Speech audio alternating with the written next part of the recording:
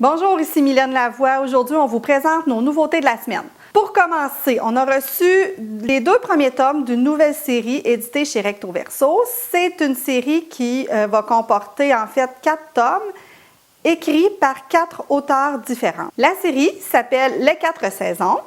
Le premier tome a été écrit par Sylvie-Catherine Develly. C'est Printemps. Et le deuxième tome par Sylvie Payette et le titre c'est Été. Le 4 saisons, c'est un café. Donc, je présume, parce que je ne les ai pas lus encore, que l'histoire va tourner souvent autour de ce café-là. Puis, chaque livre comporte un personnage différent. Donc, ça s'appelle Les 4 saisons. On poursuit avec Les Dragouilles.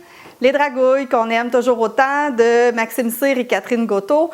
Cette fois-ci, les 2 créateurs des Dragouilles nous font connaître la ville de Toronto. C'est toujours le fun de lire des Dragouilles parce qu'on apprend plein de choses sur différents pays, différentes villes. On explore la ville, les sites touristiques. On explore aussi les mets qui viennent de cet endroit-là, de cette ville-là. Donc, c'est toujours intéressant de lire les Dragouilles. Dans ce cas-ci, c'est Toronto. On poursuit maintenant avec Billy Stewart. Billy Stewart, qui est du duo Alain M. Bergeron et Sam Parr. Moi, j'adore Billy Stewart. C'est le 11e tome qui parle des 12, ça s'appelle Les 12 travaux. Naturellement, les personnages de Billy Stewart auront des épreuves, 12 épreuves à affronter dans ce livre-là. C'est vraiment une série qui accroche les jeunes, qui est vraiment très drôle. Billy Stewart, les 12 travaux seront disponibles en librairie le 31 mars prochain. On poursuit maintenant avec Le Dernier des Paradis de Jocelyn Boisvert. Donc, cette série-là qui nous amène un petit peu dans le paranormal. En fait, l'idée de la série, c'est qu'il y a une famille qui sont tous morts dans un accident, sauf un. Sauf que tous les membres de la famille continuent de côtoyer Mathieu, le personnage principal du livre, puis sont comme des fantômes. Donc, c'est ce qui caractérise cette série-là. Donc, ici, c'est le nouveau tome qui vient de sortir.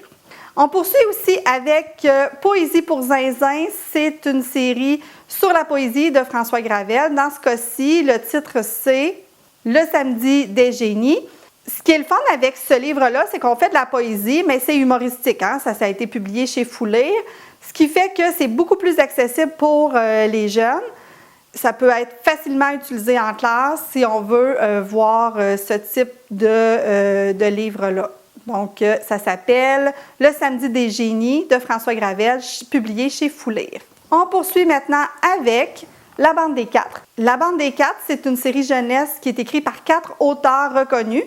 Alain M. Bergeron, François Gravel, Joanne Mercier et Martine Latulippe. Dans ce livre-là, on découvre 4 amis qui s'envoient des courriels. Donc, ils se sont rencontrés dans un camp d'été et là, ils ont décidé de continuer leur amitié par courriel. C'est le 2e tome de la série. Donc, une série quand même assez originale, puis qu'on vous suggère aussi, là, surtout si vous avez lu le premier, vous serez content d'apprendre que le 2e est déjà en librairie. On poursuit avec un livre de Cassie Bérard. Ça s'appelle « Qu'il est bon de se noyer ». C'est un livre publié chez les éditions Druide. Ce livre-là se passe en 2012 à Asbestos, où il y a des noyades qui se produisent, qui sont un petit peu inexpliquées. À travers de ça, on veut relancer la mine d'amiante. Moi, c'est un livre que j'ai commandé parce que je suis originaire d'Asbestos, donc j'étais vraiment curieuse de lire une histoire qui se passe à Asbestos. Donc, je vais vous en parler prochainement sur Pause Lecture parce que je vais le lire là, très bientôt. Qu'il est bon de se noyer de Cassie Bérard sera en librairie le 30 mars prochain. On termine avec un roman publié chez les éditions Goélette. Ça s'appelle « Comment j'ai appris à tuer » de Simon Lafrance. C'est un thriller.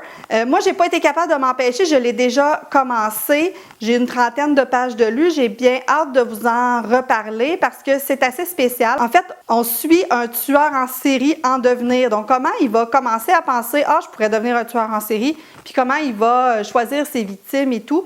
C'est pas trop morbide. J'ai bien hâte de continuer, voir où l'auteur va nous amener dans toute cette histoire-là. Le livre de Simon Lafrance sera en librairie le 1er avril prochain. Voilà, c'est ce qu'on avait à vous présenter cette semaine. On se retrouve très prochainement pour d'autres capsules de Pause Lecture.